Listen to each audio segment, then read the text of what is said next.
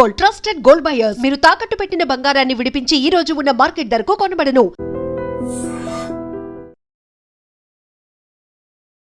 ఇది నేను సీతారామ శాస్త్రి గారి గురించి చెప్పట్లేదు. పర్టిక్యులర్‌గా ఒక వ్యక్తి గురించి చెప్పట్లేదు. కొంతమంది ఉంటారు సార్. వాళ్ళు పూర్తిగా వాళ్ళ పార్ట్నర్ మీద డిపెండ్ అయిపోయి ఉంటారు. అవును. సో, నేను చాలామంది జంటలను చూసాను. అయితే ఈయనదొక స్టేజ్. ఈయన జగమంతా నా కుటుంబం అనుకోని ఇంట్లో ఈమె మీద ఆధారపడిపోయారాయన. పూర్తిగా డిపెండెంట్ అండి. అయితే నా డౌట్ ఏందంటే, ఆయన డబ్బుని ఎలా చూసేవారు సార్? ఎందుకంటే మీరే అన్నారు ఇప్పుడు, నేనెక్కడ చదివేవాడినో వారికి తెలీదు. హ్మ్. మేమెలా పెరుగుతున్నాము అంటే ఐ మీన్ ఎలా పెరుగుతున్నామంటే మీ ఎదుగుదల. హ్మ్. క్రమశిక్షణ వారి గురించి కాదు. ఆయన ఆయన చూసే టైం లేదు. హ్మ్. అంతసేపు పాట మీద కూర్చున్నాడంటే అది డబ్బు కోసం కాదు. ఆయన పాటని ఒక మీడియంగా వాడుకున్నాడు సమాజంలోకెళ్ళడానికి. అలాంటి స్థితికెళ్ళిపోయిన మనిషి డబ్బుని ఎలా చూస్తాడో అని తెలుసుకోవాలనుంది. అంటే కొంతమంది చెప్తారండి డబ్బు నాకు అంటదు హ్మ్. అని. అలా చూసిన ఒకే ఒక వ్యక్తి ఈయన. సార్. ఆయనకి డబ్బు అంటదు అంటే లిటరల్‌గా ఆయనకి అనవసరం అంతే. హ్మ్. డబ్బులు నేను దాచాలి, నెక్స్ట్ జనరేషన్‌కి ఇవ్వాలి, లేకపోతే ఇన్ని కొనుక్కోవాలి, ఇంత బ్యాకప్ ఉండాలి. ఇవన్నీ ఆయన ఎప్పుడు ఏ రోజు అసల ఆయనకది అర్థం కాదు. సార్. ఆలోచించలేదు కదా! అసలు అటేపు ఆ థాట్ ప్రాసెస్ వెళ్ళదది. హ్మ్. ఇప్పుడు నెసెసిటీయా? ఓకే. తీసుకుంటాము. దానికి ఏదో ఇంట్లో అప్పట్లో మా బాబాయ్ చూసుకునేవాళ్ళు. తర్వాత మా అన్నయ్య చూసుకునేవాళ్ళు. So, whatever someone always used to organise the house okay. Hold things. హ్మ్. అది మా అమ్మ కొన్నాళ్ళు చెన్నైలో ఉన్నప్పుడు మా అమ్మ చూసుకుంది. తర్వాత కొన్నాళ్ళు మా బాబాయ్. ఇక్కడికొచ్చిన తర్వాత మా బాబాయ్, మా అన్నయ్య వాళ్ళు చూసుకున్నారు. సో, ఆయన ఎప్పుడు ఇంటికి ఎంత అవసరం, ఇంటికి ఏంటి రిక్వైర్మెంట్స్ ఇవన్నీ ఏ రోజు ఆయనకి తెలీదు, ఆలోచించలేదు. హ్మ్. అసలెప్పుడు దాని గురించి అటేపు ఆయన మైండ్ ఎళ్ళలేదు. అండ్ దాచాలి, ఇంకెవరికైనా ఇవ్వాలి, డబ్బు అవసరం ఇవన్నిటి గురించి ఆయన ఎప్పుడు ఏ రోజు ఆలోచించలేదు. డబ్బు అంటని వ్యక్తి ఎవరైనా ఉన్నారంటే ఇంతవరకు నేను చూసిన అసలాయన ఎంత సంపాదించాడు అన్న విషయం అన్నా ఆయనకి తెలుసా? తెలీదు. తెలీదు. అంటే ఎందుకు ఈ ప్రశ్న అడిగానంటే, ఒకసారి వీడియోలో వేరే ఇంటర్వ్యూలోనో ఏదో వీడియోలోనో మన త్రివిక్రమ్ గారు చెప్పారు. జోబీలో నుంచి గుప్పెట్లతో డబ్బు ఇలా తీసి ఏసేవారంట. ఆ లెక్కేయడం అది ఉండదంట. అవును. ఈ జోబీలో దేనికి డబ్బుందా? ఎవరో నిర్మాత ఇచ్చారు. ఆ గుప్పిట్లో తీసి అక్కడ ఎయడమే. అయిపోయింది. ఇంక పాటకెళ్ళిపోవడం. ఇంక మళ్ళీ డిస్కషన్‌కెళ్ళిపోవడం. అంతే. ఇలా ఉండేది సీతారామ శాస్త్రి. ఎవరికైనా ప్రాబ్లమ్ వచ్చిందంటే ఇంక అవసరం ఉంది అంటే ముందు ఇచ్చేస్తారు. హ్మ్. అంటే ఇంకలా అంటే అలా చాలా మంది చేసినవి ఉన్నాయి. He doesn't count or we don't ask. Sir. So, మేమెప్పుడు అంటే సీ ఇప్పుడు ఆయన కొన్ని రకాల రకాల పాటలు రాయాలి అంటే ఆ మైండ్ అలా ఉంటేనే వస్తాయి. అమ్మ. అంత జెన్యూన్‌గా, అంత కరెక్ట్. క్లీన్‌గా, అంత కంఫర్టబుల్‌గా ఉంటేనే అలాంటి పాటలొస్తాయి. అది నేను నమ్ముతా. సార్. ఆయన అలా బతికారు కాబట్టే ఆ పాటలు రాయగలిగారు. హ్మ్. ఇప్పుడు ఎంతో కొంత మైండ్‌లో గ్రీడ్ ఉన్న వ్యక్తో, లేకపోతే ఏదో ఒక జెలసీ ఉన్న వ్యక్తో, ఒక చిన్న హేట్రెడ్ ఉన్న వ్యక్తి 1, 2 పాటలు అలా రాస్తారేమో గానీ, లైఫ్‌లో రాసిన ప్రతి పాటలోనూ అంతే జెన్యూనిటీ కనిపించడం కష్టం. జీవితం కనిపియడం కష్టం. జీవితం కనిపించడం కష్టం అని నేను నమ్ముతున్నా. సార్. సీ నా వయసు ఈ టాపిక్‌లో నా వయసు చిన్నదే. నేను దాని గురించి ఎక్కువ మాట్లాడలేను. దాని గురించి మాట్లాడే అంత ఎక్స్‌పీరియన్స్ నాకు లేదు గానీ, బట్ ఆయన్ని పర్సనల్‌గా చూసాను కాబట్టి, ఆయన పాటల గురించి ఎవరైనా ఎలా ఫీల్ అయ్యారో మాకు చెప్తూ ఉంటారు గాబట్టి, దాన్ని బట్టి చెప్తున్నాను. సో, ఆయన రాసిన ప్రతి పాట జస్ట్ వర్డ్స్ వెళ్ళవు. అందులో ఒక సోల్ వెళ్తుంది. Correct. It will connect to everybody on a different plane. దానికి కారణం ఆయన ఎలా ఉండేవారో అదే రాశారు గాబట్టి, ఆయన అలాగే బతికారు కాబట్టి ఇట్ వర్క్స్. అండ్ నాకు బాగా ఇంట్రెస్టింగ్ అనిపించింది ఏందంటే కొన్ని కొన్ని వీడియోలున్నాయి. మీ ఇంట్లోనే అది నేను సాహిత్య సభ అనొచ్చో లేకుంటే పాట కచేరీ అని అనొచ్చో నాకు తెలీదు గానీ, మీ కుటుంబ సభ్యులందరిని కూర్చోబెట్టుకొని అంటే మీ ఫ్యామిలీ మెంబర్స్ ఆడవారుంటారు, హ్మ్. మగవారుంటారు. ఆయన ఒక సోఫాలో కూర్చొని ఇట్లా తాళం కొడతా, నచ్చిన పాట పాడుతా ఉంటారు. ఇలాంటి కార్యక్రమాలు ఎప్పుడు జరుగుతాయి మీ ఇంట్లో? అసలు ఎప్పుడు జరిగేవి? ఆయనే ఇనిషియేట్ తీసుకునేవాడా?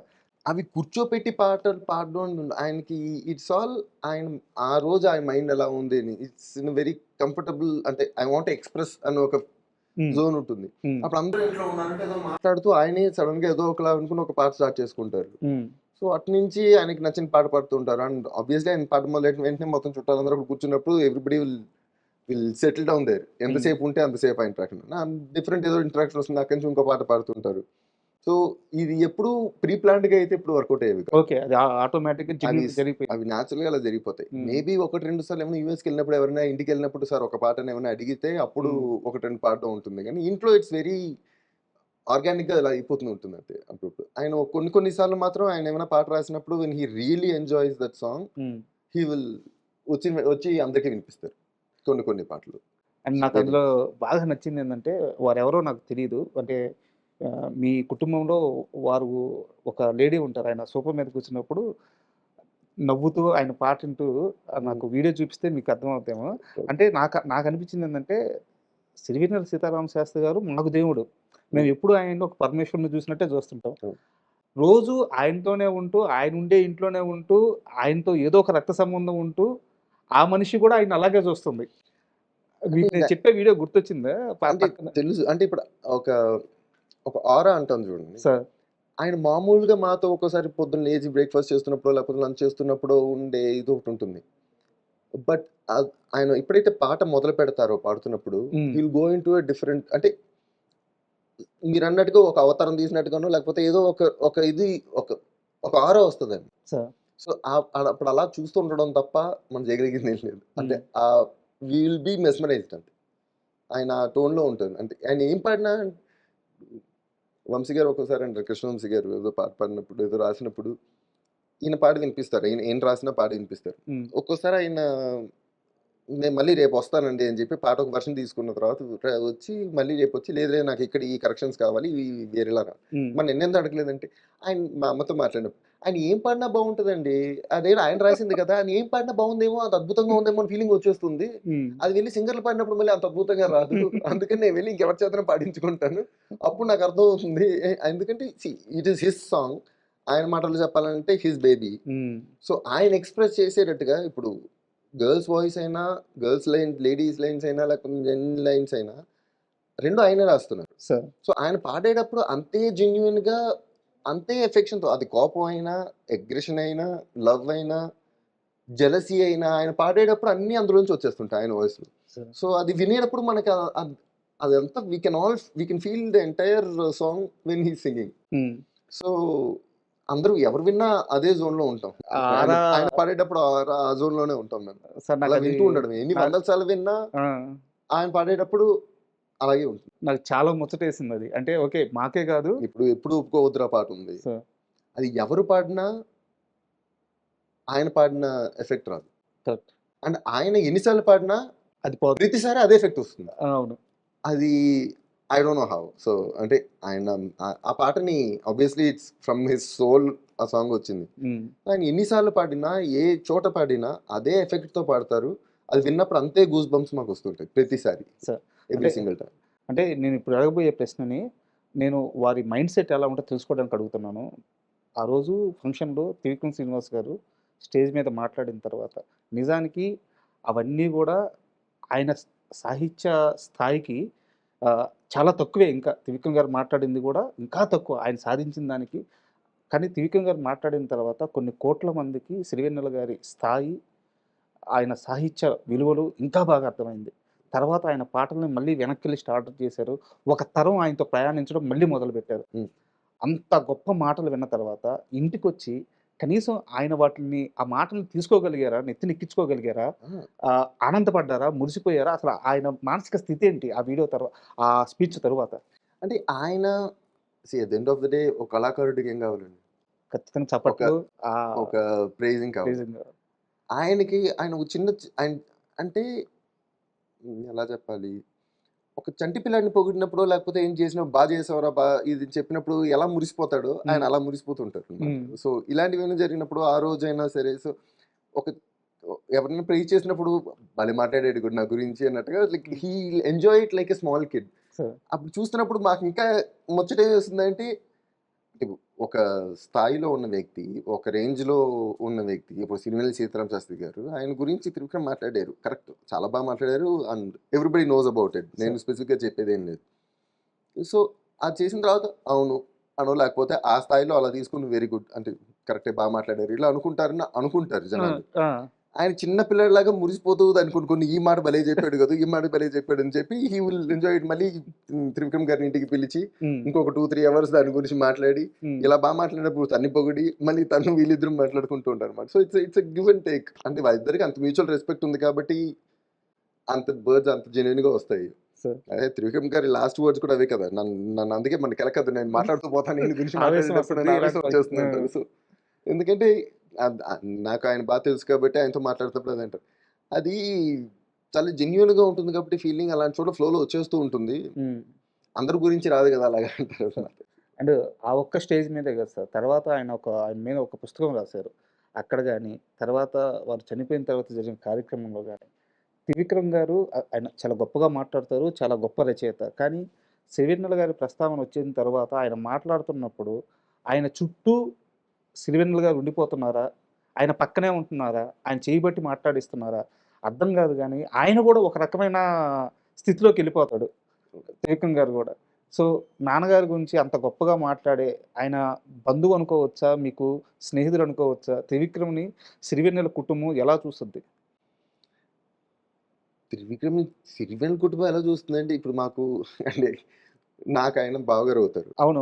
వరుస నాకు కూడా. బాగా హ్మ్. నేను ఆయన దగ్గరికెళ్ళినప్పుడు, ఆయన ఇంట్లో ఉన్నప్పుడు నేను చాలా చనువుగా ఉంటాను. సో బట్ అది మా ఇద్దరికి ఉన్న రిలేషన్ ఆ జోన్‌లోనే పెట్టుకుంటా. హ్మ్. సో, ఇప్పుడు బయటికొచ్చినప్పుడు we know that he is Trivikram garu. So we know his stature outside.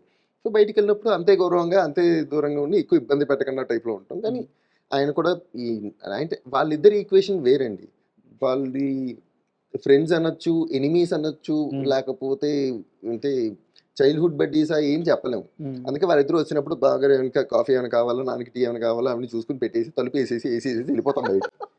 ఒక 3, 4, 5 గంటల తర్వాత హ్మ్. బయటకొస్తారు. మధ్య మధ్యలో అప్పుడప్పుడు ఏమైనా మనకు సౌండ్‌లొచ్చాయంటే ఒక కాఫీ ఏమైనా ఇచ్చి ఇచ్చేస్తూ ఉంటాం తప్ప ఇంకేముండదు. 3, 4 గంటలు. అంటే వాళ్ళు చిన్న చిన్న విషయాల నుంచి స్పిరిచ్యువల్, రిలీజియస్, హిస్టరీ, కల్చరు ఇంక యూ నేమ్ ఇట్. హ్మ్. అంటే నేను మా నాన్నగారు చిన్నప్పుడు అట్ ద ఏజ్ ఆఫ్ 16, 17 ఆయన కాకినాడలో ఉన్న 2 లైబ్రరీల్లో ఉన్న ప్రతి బుక్ చదివేశారండి. అబ్బా! సో, అంటే ఈజ్ వెరీ వెల్ రెడ్. అంత వెల్ రెడ్ నేను పర్సనల్‌గా నా నా చిన్న ప్రపంచంలో నేను చూసిన అంత వెల్ రెడ్ ఇంకో వ్యక్తి ఎవరైనా ఉన్నారంటే త్రివిక్రమ్ గారు. సో సో, వాళ్ళిద్దరి నాలెడ్జ్‌లో వాళ్ళిద్దరు కొట్టుకుంటున్నప్పుడు మనందరం పక్కనుండి ప్రయోజనం లేదు. వాళ్ళేదో మధ్యలో కూర్చొని మాట్లాడుతూ భగవద్గీతలో దాని గురించి ఏదో మాట్లాడుతుంటారు. హ్మ్. కార్ల్ మార్క్స్ ఇలా చెప్పాడు కదా! అని ఇంకోటి ఏదో అంటూ హ్మ్. ఉంటారు. తర్వాత గాంధీజీతో గురించి ఏవేవో మాట్లాడేస్తూ ఉంటారు. సో, అంత వైడ్ స్ప్రెడ్ మనకి కష్టం అని చెప్పి తలుపేసేసి బయటకొచ్చేస్తూ ఉంటాం ఇద్దరి అన్నమాట. మధ్య పోట్లాట కూడా ఉంటదంటగా? డిస్కషన్స్ చాలా హాట్‌గా జరిగిపోతుంటాయి. అంటే ఈయన ఏదైనా చెప్పగలరు. హ్మ్. దాన్ని అంత క్లియర్‌గా నెగెట్ చేయగలిగినంత ఇన్ఫర్మేషన్ ఈయన దగ్గర ఉంటుంది. సో సో, వాళ్ళిద్దరు కొట్టుకునే ప్లేన్ కూడా అక్కడెక్కడో ఉంటుంది కాబట్టి, మీకు కావాల్సినవి ఏమైనా ఉంటే చెప్పండి తెచ్చిస్తాం. మీ కొట్టుకోవడం గురించి ఇంకా అంటే వాళ్ళకి ఇంకెవరు అక్కర్లేదు కూడా వాళ్ళిద్దరు మాట్లాడుకుంటున్నప్పుడు. 12 గంటలు అలా మాట్లాడేసుకుంటూ సో ఉంటారు. అది కాకుండా ఆయన ఆల్మోస్ట్ 96, 97, 98 ఆ టైంలో నుంచే త్రివిక్రమ్ గారు పెన్ రైటర్‌గా ఉన్నప్పటి నుంచి నాన్నగారితో కొంచెం చిన్న చిన్న హ్మ్. జర్నీ స్టార్ట్ అయింది. పాటలు రాయించుకోవడం వాటి గురించి. ఆ తర్వాత మెల్లిగా అది చుట్టరికంగా మారింది. సో, వాళ్ళిద్దరి relationship it evolved for couple of decades. ఒక 20, 22 ఇయర్స్ ఎళ్ళింది. సో, అది ఎలా చూస్తాము అంటే త్రివిక్రమ్ గారిని మాకు పిల్లనిచ్చి మా బావగారు. సో, ఆయనకి ఆ రెస్పెక్ట్ ఎప్పుడూ ఉంటుంది. At the same time we all know what he is outside. So మా ఇంటికొచ్చినప్పుడు ఆయన అంతే చనువుగా మా అందరితోనూ మాట్లాడతారు. బట్ వి సీ హిమ్ అక్కడున్నప్పుడు మేము ఎలా ఉండాలో అలా ఉంటాం. బయటికెళ్ళినప్పుడు ఆయన ఏంటో మా అందరికీ తెలుసు కాబట్టి we always give that respect to what he is. So, అంటే ఆయన ఎలా చూసామంటే but he is a very important part of the family. So అంటే వెరీ, మీకు very important part of the family. మీకిది షేర్ చేసుకున్నారో లేదో నాకు తెలీదు గానీ, చాలా ఎర్లీ స్టేజ్‌లో ఆయనతో పాటు కలిసిన మనిషి అని చెప్పారు గదా! సో, ఒక ఇన్సిడెంట్ ఉంది సార్. ఆహ్, 'బోడి చదువులు వేస్టు నీ బుర్రంతా భోంచేస్టు' అని ఒక పాట ఉంటదనమాట. ఆ పాట ఆయన సినిమా కోసం రాయలేదు. వేరే పాట కోసం కూర్చొని ఆ పాట రాక, హ్మ్. ఆ సందర్భము, ఆ సిట్యుయేషను, ఆ భావము ఆయన కూర్చోలేక అక్కడ, హ్మ్. ఆ సమయంలో ఈ పాట రాసుకున్నారు. హ్మ్. ఆమెన వేరే ప్రొడ్యూసరు వచ్చి ఈ పాట నాకు నచ్చింది. మోహన్ హ్మ్. గారు అనుకుంటాను. ఎడిటర్ మోహన్ గారు అనుకుంటాను. అనుకుంటా. 'మనసిచ్చి జుట్టు' సినిమాకి. మనసు ఆ! నాకు ఈ పాట నచ్చింది. ఈ పాట పెట్టుకుంటా అన్నారు. ఆయన హ్మ్. మురిసిపోయి వెంటనే ఎవరో ఒకరికి చెప్పాలి గదా! ఆ పక్కనే ఉన్న ఆయనకి ఆనందం గదా! అవును. అంటే పాట అమ్ముడు పోయిందన్న ఆనందం గాదు. అది ఎప్పుడు పాట సమాజంలోకెళ్ళిందన్న ఆనందం. ఆ! ఆయనకి అమ్ముడు పోవడం ఆ! గురించి ఆయన ఎప్పుడు ఎప్పుడు ఆలోచించను ఆలోచించిన కూడా వ్యక్తి లేదు. కాదు. That's never his thought. బయటుంటే అక్కడికొచ్చి ఆ పాట చెప్పారంట. హ్మ్. మీకు సిరివెన్నెల గారికి మొదటి పరిచయం బాగా ఆయనకి మీరు రిజిస్టర్ అయిన సందర్భం అంటే, అప్పుడు ఈయన చెప్పిన మాటేందంటే, ఆ పాట నేను బాగా అర్థం చేసుకున్నాను. ఒక కవికి ఎదురుగా ఉన్న శ్రోత మంచి శ్రోత అయితే ఆ శ్రోత కూడా గుర్తుండిపోతాడు. అవును. అలా సిరివెన్నెల గారికి నేను గుర్తుండిపోయిన మొదటి క్షణం అదని ఆయన షేర్ చేసుకున్నారు. సో, అక్కడి నుంచి ఇంత పెద్ద ప్రయాణం. అంటే చాలా మంది అబ్బా! భలే రాసారండి. చాలా బా రాసారండి. అసలు ఎలా రాసారండి అన్న విషయం వరకే 99% of the people can talk. So, ఇప్పుడు ఆయనే వచ్చి కూర్చున్నా మనం మాట్లాడినా కూడా ఎలా రాశారు సార్? ఏం రాశారు సార్? చాలా బా రాశారు సార్ అని చెప్పడం తప్ప they can't contribute anything more to the song. So. So ఎక్కడో ఒక త్రివిక్రమ్ గారు, విశ్వనాథ్ గారు ఇలా ఆ స్థాయిలో ఉన్న వాళ్ళందరూ మాత్రమే దే కెన్ కాంట్రిబ్యూట్. అంటే ఆయన వర్డ్స్‌లో ఉండే డెప్త్‌ని ఇక్కడ ఈ వర్డ్ రావడం వల్ల ఎన్ని లేయర్స్ మన సాంగ్ మారిందని ఇవన్నీ చెప్పగలిగిన వాళ్ళు వీళ్ళే. సరే. అందుకని he'll enjoy conversations with them more. అంటే నేను రాసిన పాట అద్భుతం అని చెప్పేస్తూ ఉంటారు అందరూ. వాళ్ళకి అంతే అర్థమవుతుంది కాబట్టి అది అద్భుతం మాత్రం అనుకుంటున్నారు. కానీ ఎందుకు అద్భుతం అయిందన్న విషయం వీళ్ళే చెప్పగలరు. అండ్ ఇంకోటి, నాన్నగారు ఇచ్చిన ఆస్తి అంతా మీ దగ్గరే ఉందా? ఒక నిర్మాత దగ్గర మీ ఆస్తి ఉండిపోయింది, తెచ్చుకుంటారా? ఆయన ఆయన చెప్పినట్టుగా చెప్పాలంటే ఇది అందరి ఆస్తి అయింది. అది ఎవరికి ఏ ఒక్కరికి చెందింది కాదు. సో అది అందరి దగ్గర ఉంది. చాలా మంది నిర్మాతల దగ్గర ఉంది, చాలా మంది దర్శకుల దగ్గర ఉంది.